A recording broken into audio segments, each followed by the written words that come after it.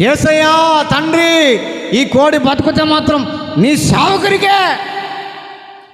పక్క నుండి వింటా ఉన్న దొంగ ముఖం దానా, అన్ని కోళ్ళు పెట్టుకొని పక్కనే మందిరం పక్కనే ఇల్లు కుంటుకొని దేవుడికి ఇస్తానంటవా? ఆమె ప్రార్థన ఫలించినట్టుంది.